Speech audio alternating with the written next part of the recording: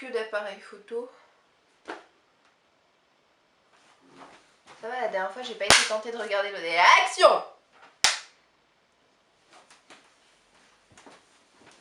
Mais arrête! Arrête, on va te voir sinon. Je croyais que tu...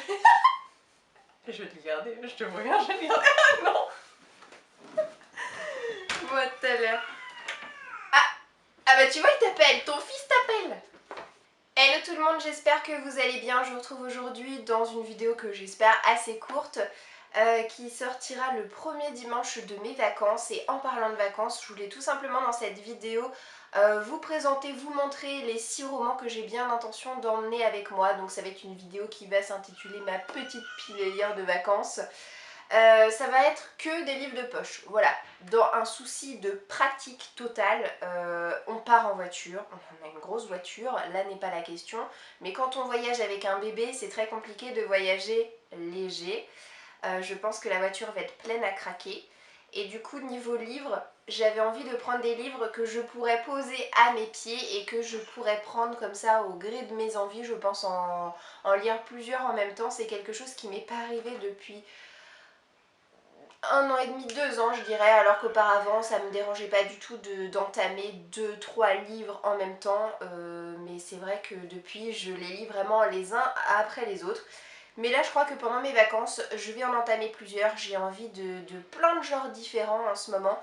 Donc voilà, j'ai essayé de prendre des livres de poche de plusieurs styles littéraires et je vais vous les présenter tout de suite, je vais vous les résumer et j'espère que cette vidéo vous plaira. Le premier des 6 livres que j'emmène, c'est La drôle de vie de Zelda Zonk. Donc c'est un roman contemporain écrit par Laurence Perrin. Je l'ai dans sa version poche aux éditions Pocket. Je n'ai rien lu de cet auteur-là, alors que pourtant ce qu'elle a écrit me tente énormément, que ce soit en matière de contemporain ou en matière de roman historique. Dans cette histoire, notre héroïne s'appelle Anna, elle va subir un grave accident de voiture et va être envoyée en convalescence à l'hôpital. Et l'histoire va tourner autour de sa rencontre avec sa voisine de chambre qui s'appelle donc Zelda Zonk et qui va lui raconter sa vie trépidante. Et à force de l'écouter parler, Anna va se remettre en question et va surtout remettre sa propre vie en question. Elle va se rendre compte qu'elle est en proie à une vie ennuyeuse au possible, à un mariage routinier, et elle va se prendre à rêver d'avenir plus excitant, plus pétillant. C'est un livre qui me tente énormément, qui n'est pas dans ma pile à lire depuis très très longtemps. Je ne saurais pas trop vous dire depuis combien de temps j'ai ce livre en ma possession. Peut-être une petite année, quelque chose comme ça. Mais en tout cas, j'ai bien envie de le lire pendant mes vacances. Le deuxième livre que j'emmène avec moi en vacances, c'est le tome 2 de la série Les Demoiselles de Spindle Cove, écrit par l'auteur Tessa Dare. J'ai ce livre aux éditions J'ai lu. D'ailleurs, le premier tome, je l'ai lu l'année dernière alors qu'il était en ma possession depuis 2016. Je l'ai trouvé sympathique, mais dans le genre de la romance historique, c'est pas non plus ce qui se fait de mieux. Mais étant donné que je n'ai lu encore aucune romance historique depuis le début de cette année 2019 et que j'en ai quand même quelques-unes qui se baladent par là dans ma pile à lire, je me suis dit que ça allait être vraiment le bon moment de l'année pour pouvoir me faire tout simplement une lecture de ce genre-là. Étant donné que c'est à chaque fois des lectures sympathiques, sans prise de tête, légères et la plupart du temps très très plaisantes. Dans Les Demoiselles de Spindle Cove, on est donc à Spindle Cove, qui est le nom d'un petit village situé auprès de la mer.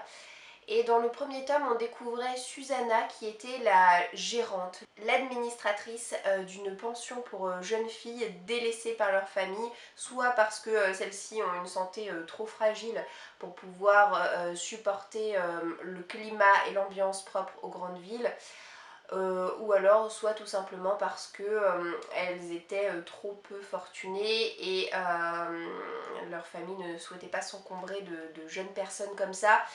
Et autant on a suivi la romance de Susanna la gérante dans le premier tome, autant les autres tomes de cette série qui en comportent je crois 5, c'est une série très courte qui est désormais terminée depuis quelques années. Donc les autres tomes s'attachent à suivre les demoiselles qui sont pensionnaires. Ça me fait plaisir de me dire que je vais bientôt replonger dans cet univers là. J'espère tout de même que j'apprécierai davantage ce tome 2 que j'ai apprécié le premier tome. J'embarque ensuite avec moi un livre qui est très connu de par son auteur mais aussi de par son titre, qui est sorti en VO il y a très longtemps, je n'étais pas née. Il est sorti en anglais en 1987 et a été traduit pour la première fois en français en 92. Il a par la suite été republié à de nombreuses reprises, donc c'est le premier livre de Fanny Flagg, c'est Beignets de tomates vertes. Pour le coup, j'ai ce livre depuis quelques mois seulement, donc si vous me suivez régulièrement, et ben peut-être que vous vous souvenez l'avoir aperçu à travers l'un de mes derniers book hauls. Donc dans cette histoire qui a été adaptée il y a quelques années déjà en film, on va suivre Evelyn qui vit très mal l'approche de la cinquantaine. Elle va se rendre dans une maison de retraite pour rendre visite à sa vieille tante et ce faisant, elle va croiser le chemin de Nini, c'est une octogénaire qui est assez dynamique pour son âge, qui est assez pimpante et qui surtout va lui raconter ses folles aventures qu'elle a pu vivre dans sa jeunesse, notamment dans les années 30 où elle était très amie avec deux autres femmes avec lesquelles elle a tenu un café qui était spécialisé justement dans les beignets de tomates vertes. C'est un récit de vie, c'est un récit sur l'amitié, sur la solitude, sur les déboires de la vie de couple, sur le racisme aussi. C'est un récit qui évoque comme ça tout plein de sujets divers et variés et c'est tout à fait le genre de roman que j'apprécie lire, donc je suis vraiment heureuse de pouvoir emmener ce livre avec moi en vacances histoire de passer un bon moment. J'emmène aussi un livre d'Aurélie Wallenstein, donc Le Roi des Fauves aux éditions Pocket. Pourquoi est-ce que je l'emmène? Tout simplement parce que vous vous doutez bien que je ne vais pas que vous présenter des récits contemporains et historiques. Moi j'ai besoin aussi de me vider la tête avec des récits de l'imaginaire, c'est ce que je préfère lire, même si ça ne représente pas l'essentiel des romans que je vous montre lors de cette petite pile à lire, j'en ai bien conscience. Mais voilà, il y en a quand même deux qui sont dans un registre fantastique. Là, en l'occurrence, Le Roi des Fauves, c'est le premier récit d'Aurélie Wallenstein. J'ai repoussé et repoussé sans cesse la lecture de ce livre, à tel point que je crois que ça va être le premier livre que je vais commencer, tellement je me dis celui-ci, il faut vraiment que je le lise. Lorsque je l'ai acheté, eh bien, j'ai lu en parallèle un autre livre de l'auteur qui s'appelle La roue du temps, je ne me rappelle plus exactement le titre, mais bref, je l'avais reçu en service presse lorsque je faisais partie du club des lecteurs Scrineo, et en fait ce livre a été une triste et amère déception. J'en attendais énormément et j'ai été énormément déçue. Donc c'est pour ça que je n'ai pas réussi à me résoudre à lire Le Roi des Fauves. Là, on a clairement une mythologie nordique, c'est-à-dire qu'on a trois hommes qui vont être arrêtés après avoir braconné sur les terres d'un jarl. Le jarl va les condamner à se métamorphoser en berserkers, donc c'est-à-dire des espèces de guerriers qui ne se contrôlent plus du tout au niveau de leurs pulsions, qui sont avides à chaque fois de faire couler le sang. Et ces trois hommes ne vont avoir que 7 jours d'humanité avant de devenir définitivement des bêtes assoiffées de sang. Et durant les 7 jours qu'il leur reste, eh bien ils vont se mettre en quête d'un homme qui pourrait inverser leur malédiction. Je n'en sais pas plus. C'est un récit qui est vraiment très court. C'est aussi la raison pour laquelle j'emmène ce livre en particulier en vacances. Je vais emmener une suite de séries, une série que j'adore en matière d'urban fantasy. De toute façon, dans ce genre littéraire là, cette série est dans mon top 3. Il s'agit de Mercy Thompson de Patricia Briggs, sortie aux éditions Milady. Là du coup j'en suis au tome 10. Les 9 premiers tomes, ça a été à chaque fois des moments de pur bonheur, de ravissement, de délice, appelez ça comme vous voulez, mais à chaque fois ça a été vraiment de super moments de lecture. Merci Thompson, pour ceux qui ne connaissent pas, et si vous ne connaissez pas, je vous encourage chaudement à remédier à cette situation. C'est une métamorphe, elle a la capacité de se changer en coyote. Elle vit en Amérique, ne me demandez pas dans quel état, je ne sais plus parce que ça fait belle lurette que je n'ai pas lu de livre de cette série. Pendant très longtemps j'ai été à jour et puis là voilà, j'ai ce tome 10 dans ma pile à lire depuis X temps. Je crois que le tome 11 n'est pas encore sorti en poche si je ne m'abuse.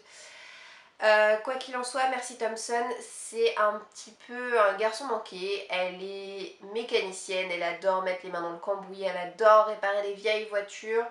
Elle a vraiment une grande gueule, elle a une personnalité très très affirmée et surtout elle vit à proximité d'une meute de loups-garous, elle vit à proximité d'un clan vampire et voilà, il se passe plein de choses, il y a plein d'interactions à chaque fois entre les clans différents.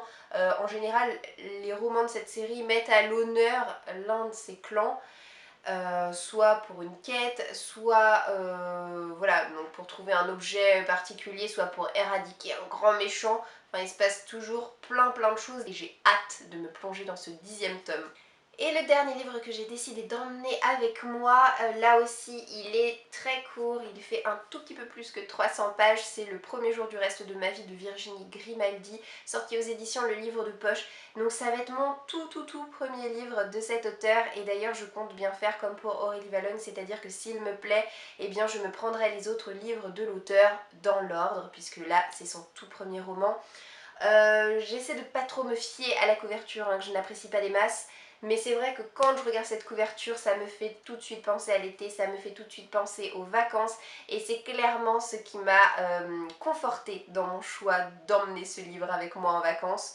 Je pense que ce sera une très bonne distraction dans la voiture, dans tous ces milliers de kilomètres qu'on va pouvoir faire là dans les jours à venir, puisque là je vous tourne cette vidéo, je pars dans 2 jours. Donc dans cette histoire on va suivre Marie, elle a 40 ans, elle a tout organisé pour l'anniversaire de son mari, elle a tout préparé, les cadeaux, les invitations, tout ça. Et elle lui organise même une petite surprise puisque sa surprise c'est qu'elle le quitte, voilà. Elle a pris des billets pour faire une croisière qui fait le tour du monde et dans le bateau qui va l'emmener vers de nouvelles aventures, elle va faire la rencontre de 2 autres femmes qui comme elle sont à la croisée des chemins et toutes les 3 elles vont rire ensemble, elles vont pleurer ensemble, elles vont se raconter leur petite vie. Ça m'a l'air sympathique, ça m'a l'air plein de bons sentiments et je suis vraiment curieuse de savoir ce que je vais en penser, j'espère faire partie des conquises. Et voilà, ça y est, cette vidéo est désormais terminée, je vous ai donc montré les 6 livres tout petits tout rikiki qui vont m'accompagner dans la voiture puisque je pense très honnêtement que ça va surtout être là que je vais lire. J'espère ne pas avoir trop mal au cœur. Dites-moi en commentaire si vous êtes sujet au mal de cœur dans la voiture, si vous avez des astuces pour ça, ou alors si au contraire lire en voiture ça vous pose aucun problème, c'est comme lire en avion ou lire dans le train. Moi je sais que j'arrive à lire en voiture mais sur l'autoroute, c'est-à-dire qu'il faut vraiment que ce soit tout droit à une vitesse constante parce que dès lors qu'on accélère, qu'on ralentit, qu'on accélère, qu'on ralentit, qu'on tourne à gauche, à droite, etc. là ça me donne clairement mal au cœur, je peux rien faire. Que sur l'autoroute je peux dévorer des bouquins, je peux regarder des séries, voilà, je peux faire plein de choses. J'espère réussir à dormir quand même aussi un peu parce que sinon le trajet, malgré tous ces livres que j'emmène, va me paraître franchement long. Et puis s'il me reste encore quelques pages à lire, eh bien je lirai sur la plage. Voilà, j'espère en tout cas que cette vidéo vous aura plu, que ça vous aura peut-être apporté quelques idées de futures lectures, qui sait. Je vous souhaite en tout cas de passer une très bonne journée et je vous dis à bientôt dans une prochaine vidéo. Ciao ciao!